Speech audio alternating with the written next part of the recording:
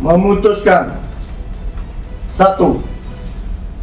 Menolak pengaduan pengadu untuk seluruhnya. Saya tadi tidak sanggup nyanyikan lagu terakhir padamu negeri. Bagaimana saya mau bilang padamu negeri ketika saya tidak boleh mewariskan anak-anak saya ijazah presidennya? Siapa yang mau begitu coba? Mau gimana coba? Publik mungkin bisa pikir gimana kita mau wariskan kalau misal kita orang, katakanlah kita gak usah warga DKI, warga Solo misalnya, pengen lihat fotokopi legalisir ijazah wali kotanya 2005-2010 nggak ada, gimana coba? Mau jadi apa negara ini? Kita malu kepada Muhammad Hatta yang menunjukkan ijazahnya di Arsip Nasional Belanda. Iya, dan itu dicatatkan KPU profesional. Saya juga bingung, profesional di mana? Seperti itu. Jadi mohonlah netizen, ya kita mari kita mungkin negara ini harus dinyatakan oleh publik. Bagaimana waktu itu publik terus terang waktu itu PKPU 723 tahun 2005 dicabut bukan karena saya, tapi karena publik. Saya harap juga yang gini-gini nanti publik berturut serta selamatkan arsip kita. Arsip kita sudah hilang kok, disebut 2005, 2010 dan dinyatakan profesional. Coba Memutuskan: 1. Menolak pengaduan pengadu untuk seluruhnya. 2. Merehabilitasi nama baik Teradu 1 Muhammad Afifuddin selaku Ketua Merangkap Anggota Komisi Pemilihan Umum. Teradu 2 Yulianto Sudrajat. Teradu 3 Agus Melas. Teradu 4 Betty Epsilon Idros. Teradu 5 Idam Holik. Teradu 6 Parsada Harap, masing-masing selaku anggota Komisi Pemilihan Umum terhitung sejak putusan ini dibacakan. 3. Memerintahkan Komisi Pemilihan Umum untuk melaksanakan putusan ini paling lama 7 hari sejak putusan ini dibacakan. Dan 4. Memerintahkan Badan Pengawas Pemilihan Umum untuk mengawasi pelaksanaan putusan ini. Demikian diputuskan dalam rapat pleno oleh 5 anggota Dewan Kehormatan Penyelenggara Pemilihan Umum, yakni Hedu Ligito selaku Ketua Merangkap Anggota, J. Kristiadi, Ratna Dewi Petalolo, Idewa Kadek Wiarsara Kasandi, dan Muhammad Rio Aliansah masing-masing sebagai anggota pada hari Selasa tanggal 28 bulan Juli tahun 2026 dan dibacakan dalam sidang kode etik terbuka untuk umum pada hari ini Senin tanggal 24 bulan Agustus tahun 2026 oleh Hedu Ligito selaku Ketua Merangkap Anggota, J. Kristiadi, Ratna Dewi Petalolo, dan Idewa Kadek Wiarsara Kasandi masing-masing sebagai anggota. Dengan berakhirnya pembacaan putusan yang nomor 11, berakhir sudah bacaan putusan perkara hari ini. Kepada para pihak pengadu, kuasa hukum, juga para pihak yang hadir di ruang sidang ini, saya ucapkan terima kasih atas kehadiran Bapak Ibu. Kita merasa nggak ditolak karena saya membacanya dengan kacamata yang lain. Kalau kita memang jeli, sebenarnya tolong cermati pertimbangan yang terakhir, bahwa pengabaian terhadap permintaan untuk perbaikan arsip itu bukan soal yang lepas dari tanggung jawab. Itu satu. Yang kedua, dengan segala hormat, setelah ketuk palu, saya mencatat dan sangat mencatat apa yang dikatakan oleh ketua, bahwa yang dilakukan itu adalah dalam rangka perbaikan tata kelola kepemiluan, election in good governance. Itu sebenarnya esensi daripada pengaduan saudara Dr. Bonatu Wasilalahi ke DKPP. Jadi secara formal itu kewenangan DKPP, tapi kita ingin sampaikan hanya satu orang, Dr. Dona Purwa, yang telah berhasil mengangkat isu arsip ke dalam kekisruhan, lorong-lorong gelap dari tata kelola kepemiluan, tata kelola penyelenggaraan pemilu. Jadi sebenarnya secara moral, yang paling moral, hemat saya, ini perkara yang sudah dimenangkan oleh rakyat dan kita tetap bersemangat. Mohon dibaca dengan cara ada pernyataan di sini bahwa soal kearsipan pemilu itu bukan soal yang bisa disederhanakan. Yang kedua itu adalah dalam rangka, dan itu yang menjadi maksud asli, ya kan, original intent dari saudara Bonatua untuk memperbaiki tata kelola kepemiluan kita. Disitulah cara saya memahami dan mengungkapkan kepada publik mengapa kita menang. Dan ini bukan langkah pertama.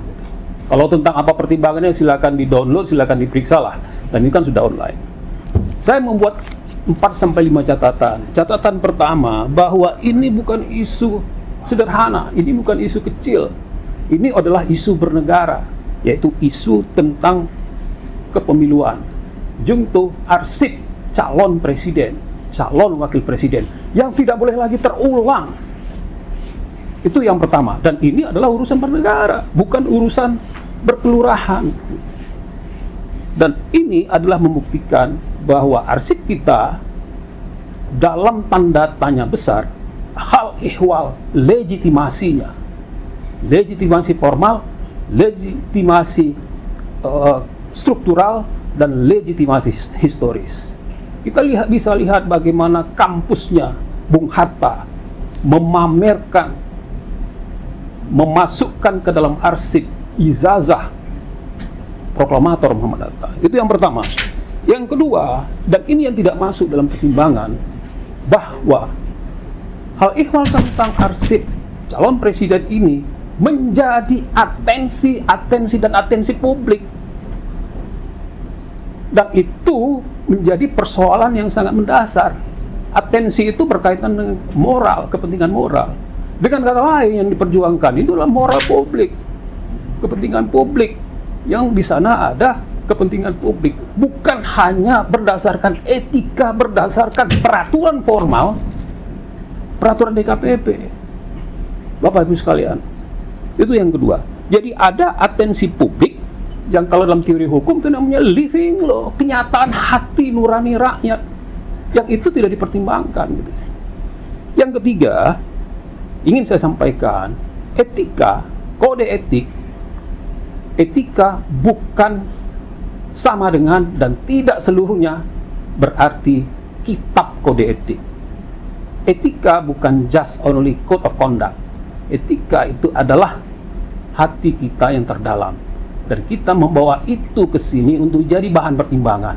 Diwakili oleh 288.059.000 dokter Indonesia, hanya seorang Bonatua yang genuine, genius, dan general. Yang ketiga, saya ingin katakan bahwa yang kita ajukan ke dalam bukti dan pertimbangan alasan dalam perkara ini adalah bukan tanpa dasar yang otentik. Dasarnya adalah keputusan dari sebuah lembaga yang namanya Komisi Informasi Publik, yang mendalilkan dan akhirnya memutuskan ini adalah informasi yang terbuka. Dengan kata lain, ketika Bonatua, saudara Bonatua, klien saya membawa persoalan ini, mengadukan persoalan ini ke Komisi Informasi Publik, itu artinya ada sengketa. Ada sengketa itu artinya ada perbuatan. Adalah logis, kalau ada sengketa berarti ada perbuatan. Kalau sengketa namanya berarti ada perbuatan yang dilanggar. Dan KIP mendalilkan bahwa yang dilakukan oleh KPU yang menutup sebagian 9 informasi blur itu adalah sengketa, dan sengketa itu diajukan ke KIP dan KIP memutuskan putusan saya begini, dan putusan itu mengkonfirmasi bahwa ada pelanggaran terhadap keterbukaan informasi publik yang merupakan hak konstitusi, hak undang-undang, dan hak yang tidak boleh dikurangi hanya dengan alasan kami belum bisa menjawab karena ada hal yang itu. Lagi pula dalam pertimbangan perkara KIP yang kami jadikan sebagai referensi, sebagai bukti surat, disebutkan bahwa ketika sidang terbuka atau sidang pemeriksaan berkas di KPU, KIP sendiri yang pakai logo Garuda Pancasila tidak menerima dan tidak berhasil mendapatkan dokumen itu di KPU. Jadi ketika sidang seperti sidang ini, KPU tidak menyajikan dan KIP tidak menerima dan tidak memperoleh dokumen ijazah tersebut. Betul ya? Tidak melihat. Tidak melihat. Artinya tidak disajikan. Dan itu saya pikir bukan persoalan hukum yang tanpa konsekuensi hukum. Dan baru kemudian disusulkan, saya ingin mengendus modus ini sebagai cara yang akan kita investigasi lebih lanjut. Apakah perbuatan itu melanggar etik or not? Kalau hukum, saya kira akan kita kaji lebih lanjut. Dan yang terakhir, hemat saya, bahwa yang dilakukan dalam hal ini oleh saudara Bonatua adalah untuk perbaikan KPU, peraturan KPU. Dan peraturan KPU itulah yang nanti akan kita jadikan bukti selanjutnya bahwa ada dokumen yang merupakan arsip, dan arsip itu adalah arsip yang substantif, arsip itu adalah arsip yang permanen, yang tidak berproses sebagaimana Undang-Undang Kearsipan dan Peraturan Kepala Andri nomor 1 tahun 2023. Itu yang kita sampaikan dalam dalil, itu yang kita sampaikan dalam semua komunikasi kita kepada publik. Tapi DKPP bukan jalan terakhir kita, karena banyak jalan menuju perbaikan tata kelola kepemiluan kita. Saya setuju dengan Ketua DKPP, tapi itu nggak disampaikan dalam pertimbangan.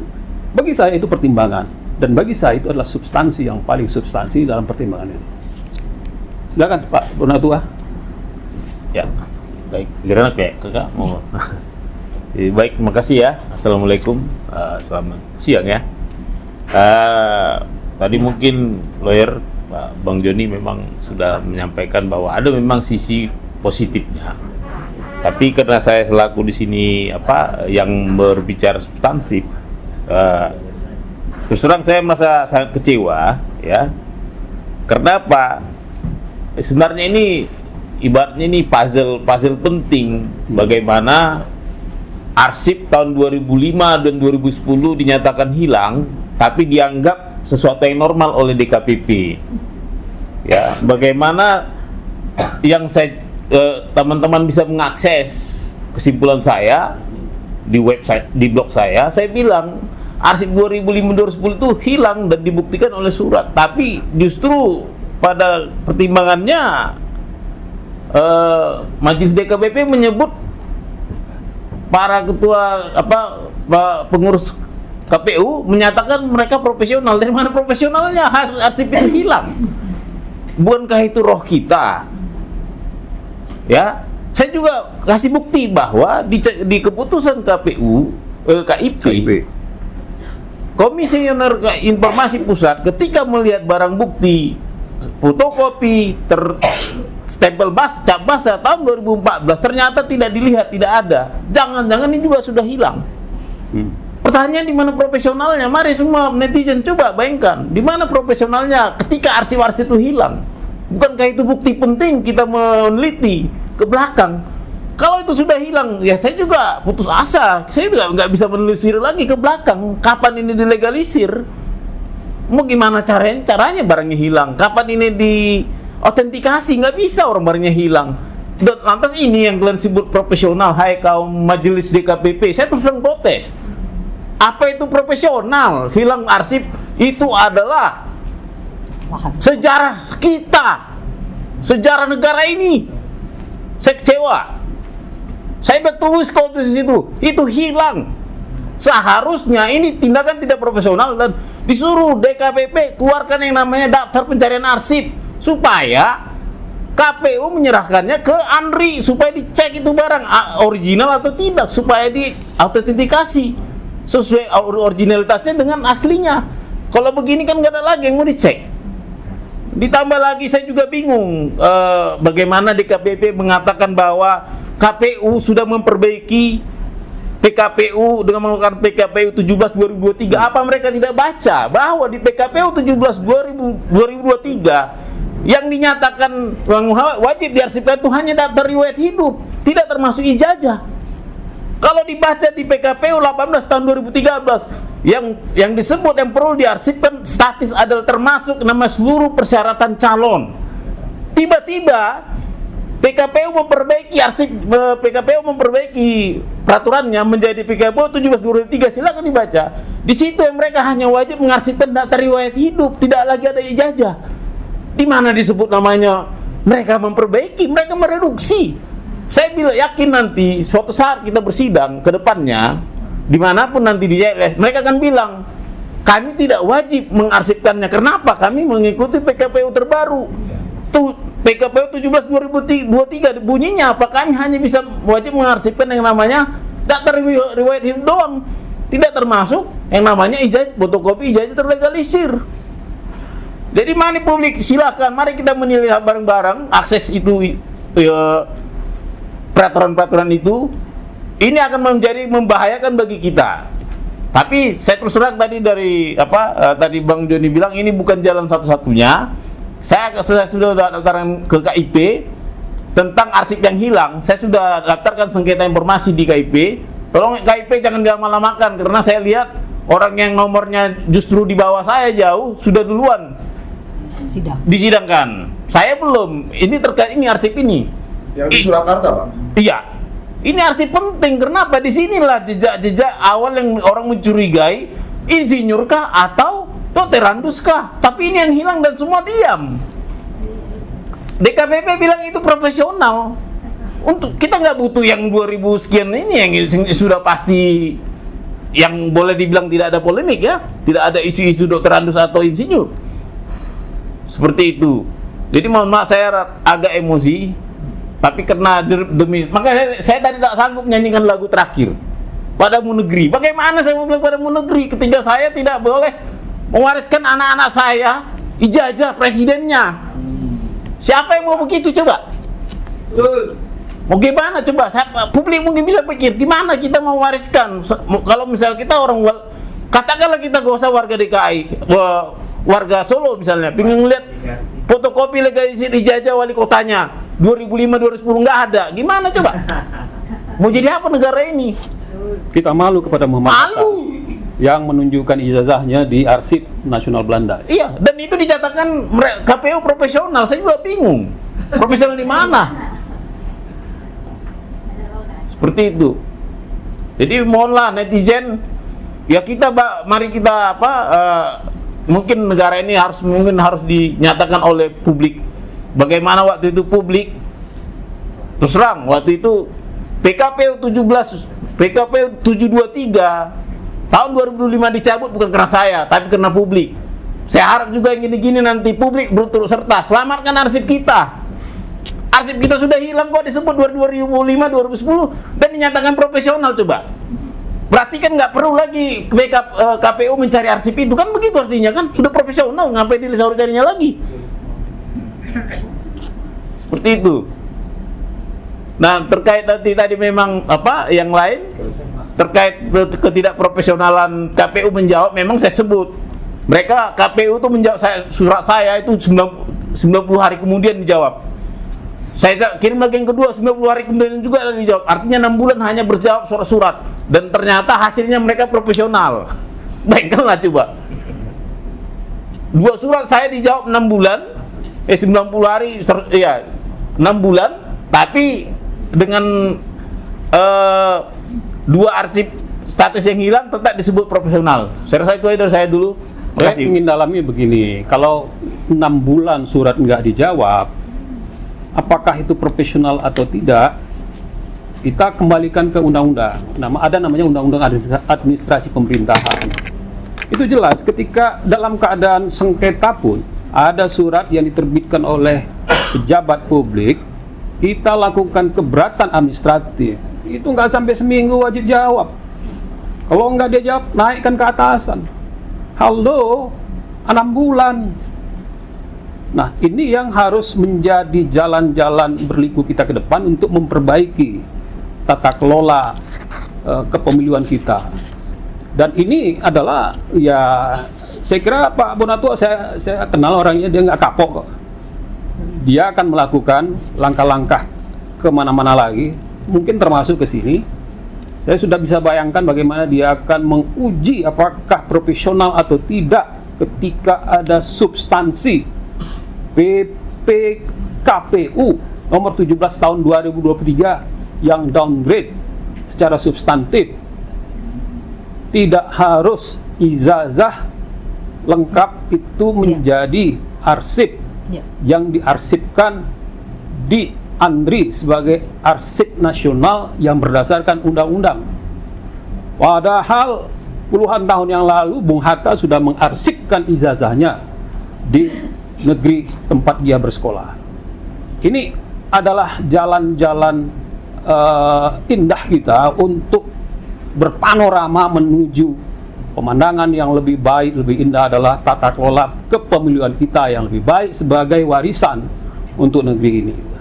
Dan yang kedua, dan ini yang tidak juga boleh kita lupakan, adalah kalau Pak Presiden Prabowo mengatakan kita akan menyelamatkan national interest, Bapak Presiden Prabowo, national interest itu bukan cuma minyak, air, hutan, laut, dan sawit yang ada menjadi sumber daya alam dan energi bangsa Indonesia sebagai harta kekayaan bangsa kita. National interest itu adalah sistem demokrasi, electoral system, tata kelola kepemiluan kita yang baik, penyelenggaraan yang pemilu yang baik, penyelenggaraan pemerintahan yang baik. Jadi Bapak Presiden, national interest kita adalah sistem politik kepemiluan kita yang baik, baik, dan baik. Dan jangan lupa Bapak Presiden, bahwa national interest kita yang baik, tata kelola kepemiluan kita yang baik, akan mendatangkan investor-investor yang bergizi membangun negeri ini, karena yang namanya kepercayaan publik, kepercayaan investor juga, dan bahkan penting, paling penting adalah kepercayaan kepada sistem politik, ekonomi, dan tegaknya hukum di negeri yang Bapak sedang kawal untuk menjaga national interest bangsa kita. Ini adalah pesan-pesan sederhana dari rakyat untuk memastikan kita sedang berjuang untuk national interest itu bersama dengan Bapak Dr. Bonatua. Ada mungkin, silakan. Ya, sedikit ya. Dari update sedikit Ya. tentang ijazah atau apa? Ya, terima kasih. Saya di sini datang untuk mendukung Ito Bonatua dan juga teman saya sesama lawyer Pak Joni. Di sini secara selintas saya bingung ya, kok yang hadir cuman mereka, mana yang lain? Orang-orang yang quote unquote dibayar dan digaji negara. Ini kan momen penting. Kenapa mereka tidak hadir? Apakah menurut mereka ini tidak terlalu penting gitu? Jadi saya mengimbau ya kepada DPR, pilihlah komisioner lembaga negara yang bertanggung jawab, punya etika, punya moral, dan punya integritas. Artinya kita semua bersatu bukan untuk siapa-siapa, untuk memperbaiki Indonesia, untuk memperbaiki anak-anak kita. Dan sekali lagi saya ingin mengutip Jenderal Sudirman, Bapak Ibu semua, kejahatan akan menang bila orang-orang benar tidak melakukan apa-apa. Kami percaya Dr. Bonatua dan Bang Joni adalah bagian orang-orang benar yang sudah melakukan sesuatu. Bagaimana dengan kita semua? Ayo, mari kita perbaiki Indonesia sesuai dengan kapasitas dan kemampuan kita masing-masing. Tuhan memberkati kita. Terima kasih. Kalau ada pertanyaan, Bu Mercy dan Pak Bona, ada tanggapan nggak bagaimana sepertinya DKPP menyatakan orang-orang yang sudah berhenti atau sudah pensiun dari jabatannya tidak bisa diminta lagi pertanggungjawaban. Kira-kira gimana itu Pak, tanggapan soal itu? saya, Iya. kalau aku sih, saya bilang mungkin orangnya sudah tidak menjabat, tapi jabatannya kan masih ada. Jabatannya itu harus bertanggung jawab, bukan orangnya. Jadi tadi itu alasan itu klise-klise doang. Orangnya berganti, tapi tetap ketua KPU tetap ada, anggota KPU tetap ada. Seharusnya yang bertanggung jawab itu ketua KPU sebagai ketua KPU ya, seperti itu. Meskipun di KPP bilang yang dikenakan adalah personalnya kan.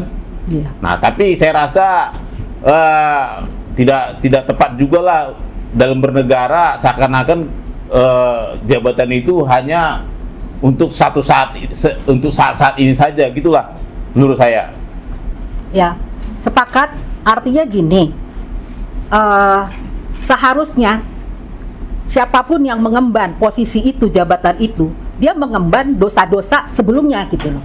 Jadi kalaupun ada orang yang meminta pertanggungjawaban, dia harus mampu, harus sanggup gitu loh. Kalau nggak sanggup, nggak mampu, minggir aja, cari orang yang tepat. Terima Mundur kasih. saja, gitu. Mundur saja. Terima kasih. Oh iya. Mungkin ada Bang Joni bisa jawab. Ya, ini sederhananya begini, kalau orang kampung saya bilang, nggak ada kesalahan tanpa pertanggungjawaban. Betul. Nah, itu teori hukum pidana juga ya kan? Ya. Apa Zek van Alschool, tidak ada kesalahan tanpa perjawaban. Jadi kalau ada yang salah, pasti ada pertanggungjawaban. Bagaimana caranya? Ya kita bisa punya banyak skema lah untuk itu. Harus mencari dari tempat lain, bukan dari DKPP gitu Pak maksudnya.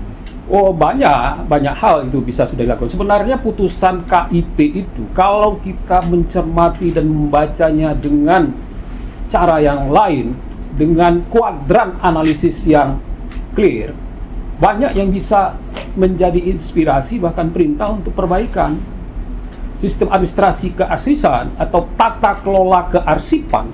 Undang-undang kearsipan itu tidak boleh tersingkir dari rezim undang-undang kepemiluan. Iya, betul. Yang namanya undang-undang administrasi pemerintahan itu tidak boleh menegasikan undang-undang kearsipan. Betul.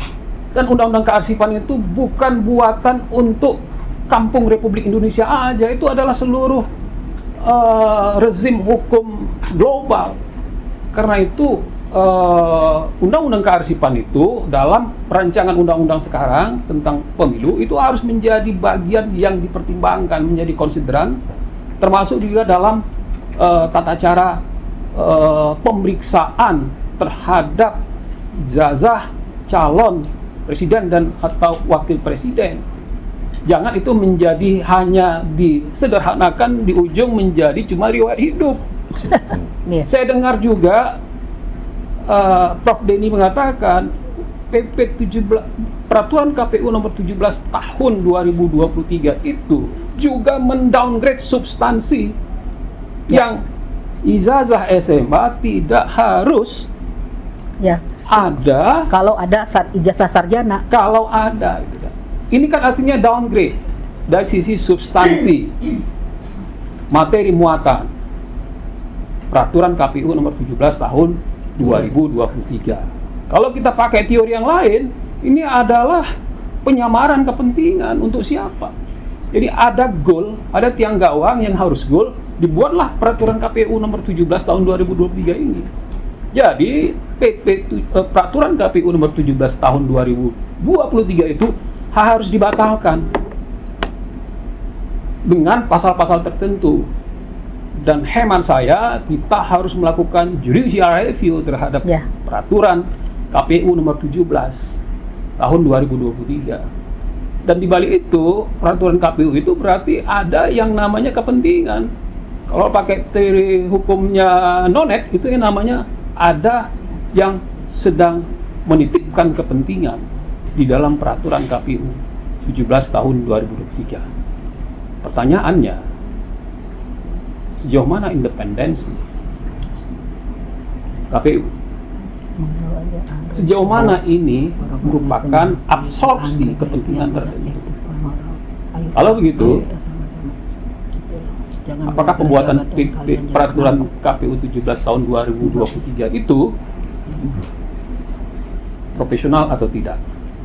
Saya kira penonton silakan jawablah. Kalau saya jawab itu unprofessional conduct.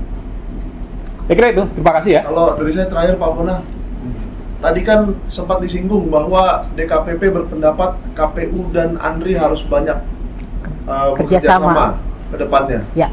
Bagaimana pendapatnya Pak Bona? Apakah itu mungkin terjadi misalnya di pemilu 2029? Jadi saya merasa bahwa mungkin dalam hal ini Majelis DKPP mencoba sopan saja, halus caranya. Sebenarnya banyak mau diperbaiki, cuman ya itu nggak dituangkan dalam bentuk putusan. Memang jujur saja kita juga etik ya di sini ya, mungkin karena kita terkait etik tidak dikabulkan. Tapi ada rekomendasi-rekomendasi untuk perbaikan arsip tadi. Nah, cuman saya bilang tadi kembali sangat aneh kalau apa yang mau dibicarakan kalau Hilang. PKPU-nya sudah seperti ini. PKPU 17 tahun 2023 tentang jadwal retensi arsip. Ya, ini perbaikan dari PKPU nomor 18 tahun 2013 tentang jadwal retensi arsip substantif. Di situ kan dulu kita benang di berperkara kita di LKD dan Andri. Kenapa? Karena di situ disebut bahwa arsip syarat pencalonan presiden, wakil presiden, kepala daerah itu sifatnya statis dan bernilai sejarah dan wajib diarsipkan ke Andri, ke LKD.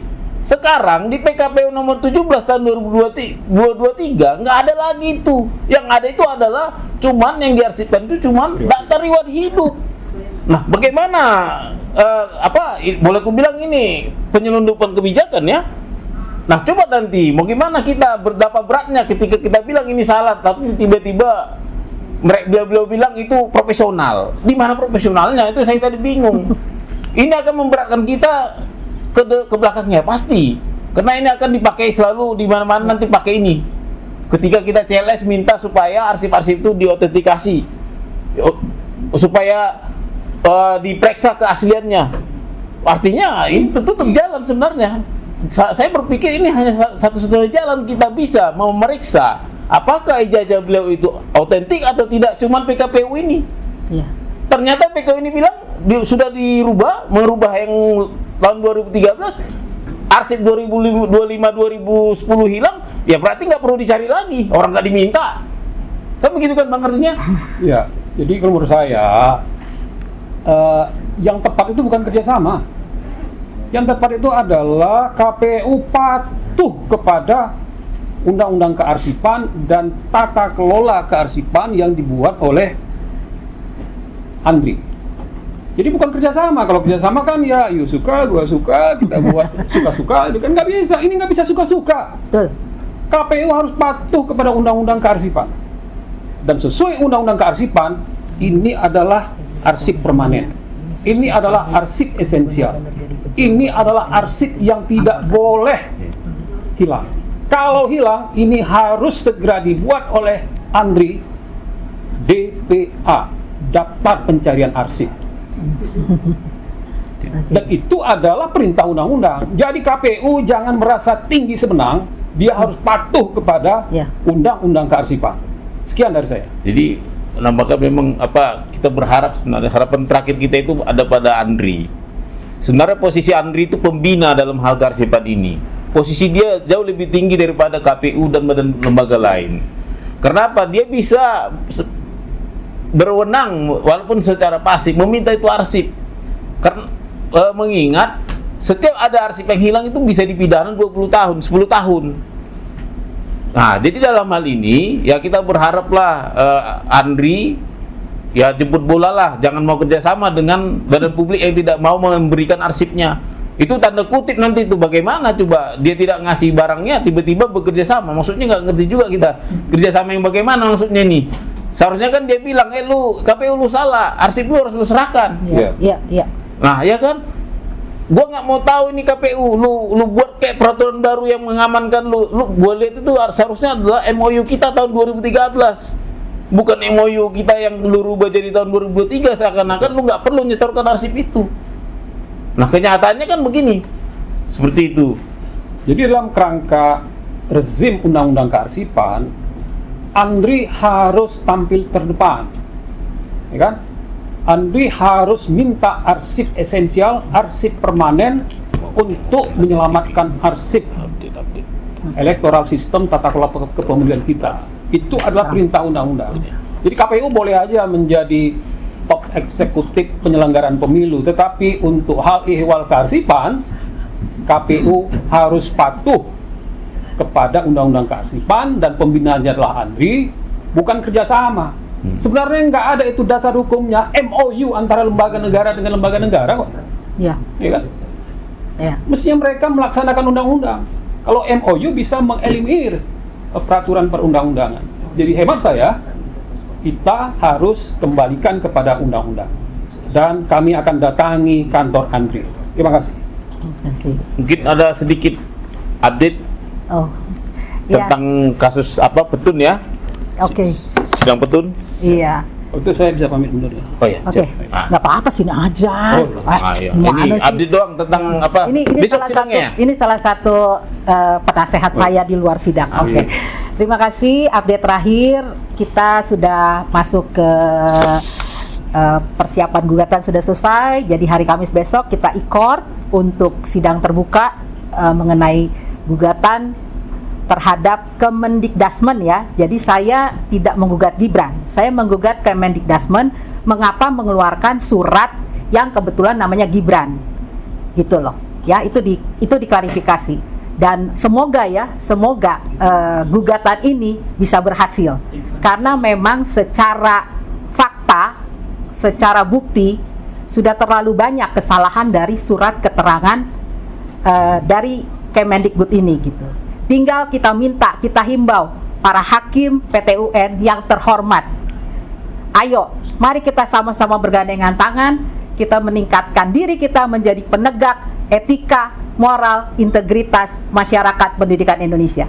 Jangan biarkan pendidikan Indonesia hancur hanya gara-gara surat sedikit, tetapi menjadi bola salju yang besar bagi generasi muda. Terima kasih Oke, Ito Bona. Terima kasih semua ya. Terima kasih ya. Tetap semangat.